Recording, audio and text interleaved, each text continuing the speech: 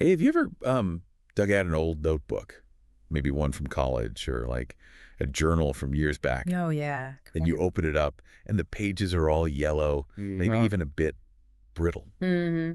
Feels like they could just crumble. Exactly. It's disappointing, isn't it? And Yeah. you kind of wonder, why does that even happen? Right. Well, that exact question is what we're diving into today.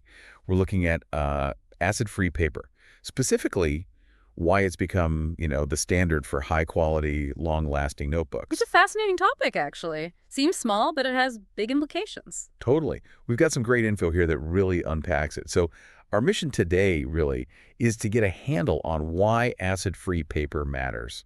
What are the benefits for, well, all the ways we use notebooks? And what should you look for when choosing one? Yeah, exactly. So by the end, you'll really appreciate the quality and the longevity that comes with it. And it's interesting to start with the history, Why did this become such a focus? Back in the 1970s, it wasn't just a minor annoyance for libraries and archives. Yeah. No, it was a genuine crisis. They were watching irreplaceable books, vital historical documents just deteriorating. Wow, literally falling apart. Pretty much. It sparked a lot of research in the paper industry to figure out why. And the culprit they pinpointed, acid, right there in the paper itself. Okay, let's break that down. Regular paper, the stuff most of us, grew up using. Mhm. Why does it have acid in it naturally? Well, it's often a byproduct of the manufacturing process, specifically how wood gets turned into pulp.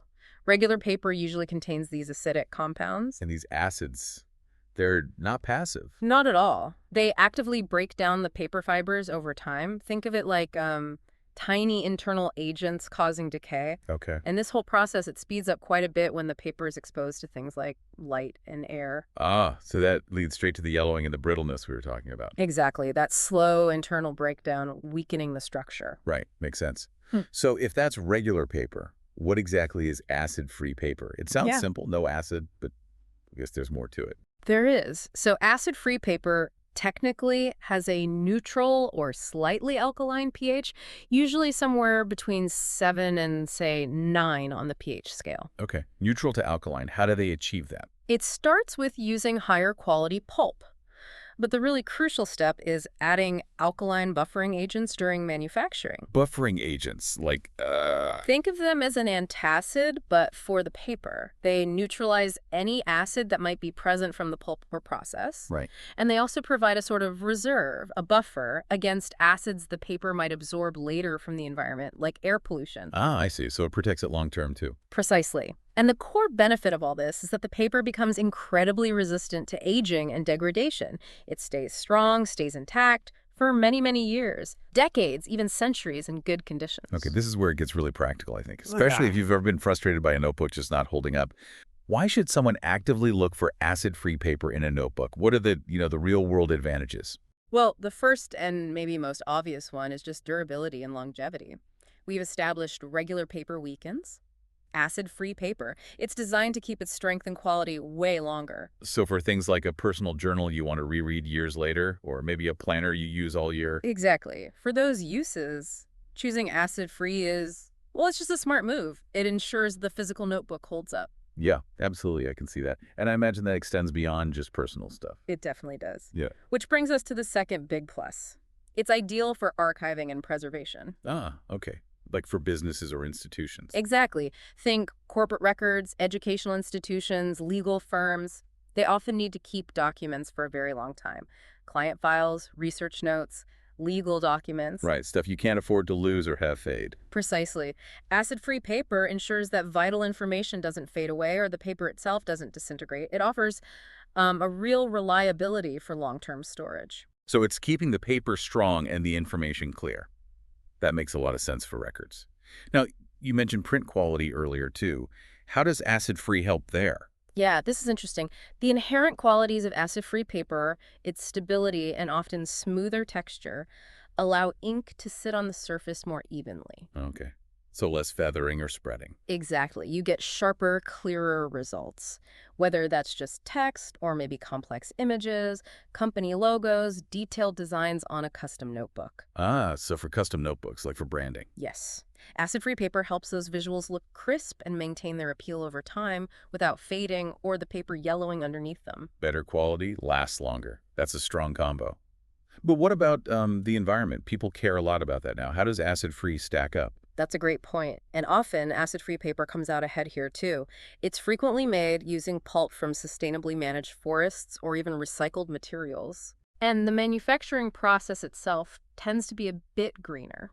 Because you're aiming for neutral or alkaline, you often avoid some of the harsher chemicals used in traditional, more acidic papermaking. So it can be a more sustainable choice. It often aligns better with those values, yes. Yeah. For consumers and businesses focusing on environmental responsibility, it's another reason to prefer it. That's really good to know. Quality and potentially better for the planet. Now, you also mentioned something I hadn't thought of, preventing damage to other parts of the notebook. Yeah, it's a bit more subtle but important. Yeah. Because acid-free paper doesn't have those, well, destructive acids internally. Right. It won't negatively react with other materials. Think about a nice notebook with a leather cover or fabric or maybe metal spiral binding. Okay. Acidic paper could actually contribute to the breakdown or discoloration of that leather cover over time through migration. Acid-free paper avoids that issue, helping the whole product maintain its quality. Huh. Never thought about the paper affecting the cover like that. Interesting. Okay, so we get why it's good. Where does it really shine? Like, in what specific types of notebooks? Well, think about premium or luxury notebooks first. The really nice ones. Exactly. The ones often given as corporate gifts or used by executives. Acid-free paper is almost a must-have there.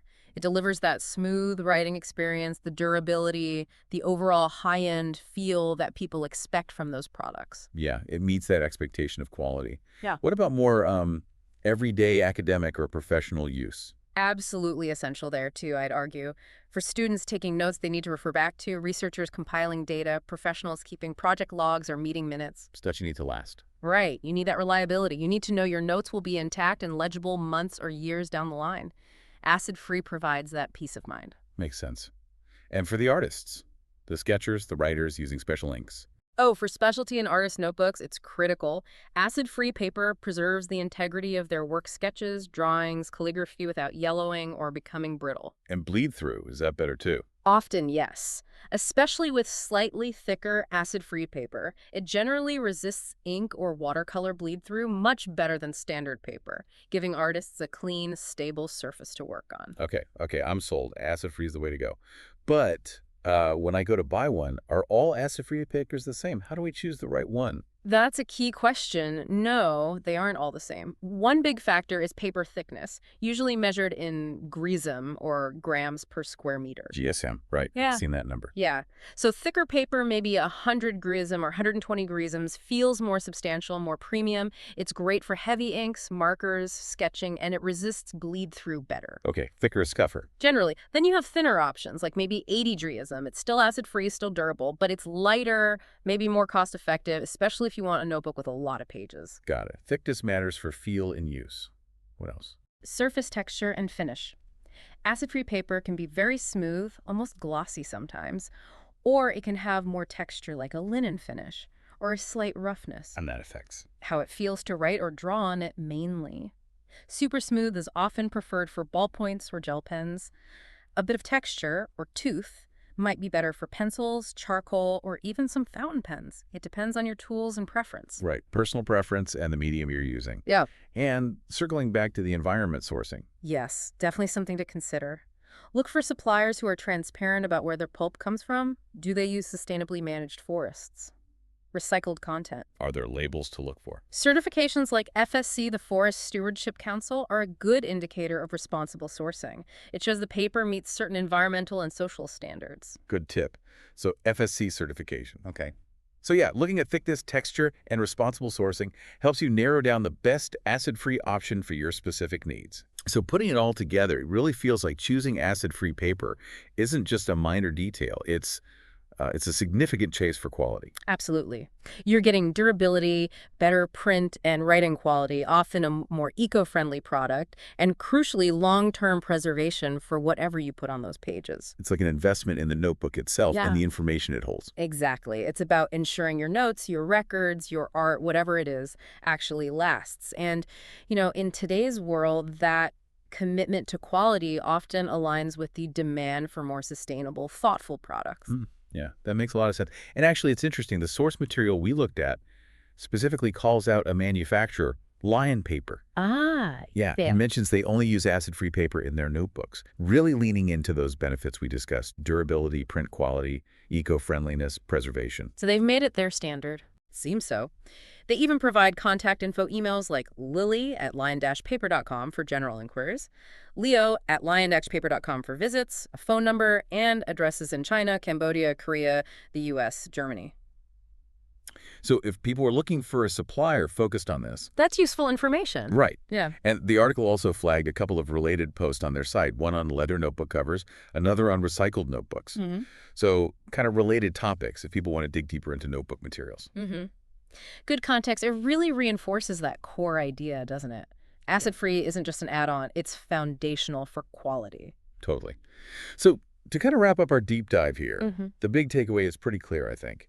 Acid-free paper is just crucial if you want a notebook that lasts, that protects your information, and frankly just gives you a better user experience. Definitely. And maybe a final thought to leave people with, now that you understand the sort of science and the benefits, how might that change how you look at your own notebooks? How you choose them, how you value the stuff you write or draw in them? Whether it's personal journaling, professional notes, creative work, does knowing about the paper itself change things? Yeah, it really does make you think, doesn't it? About the longevity of our own thoughts and ideas and the materials we trust to hold them. Something to ponder. Well, thanks for joining us on this deep dive.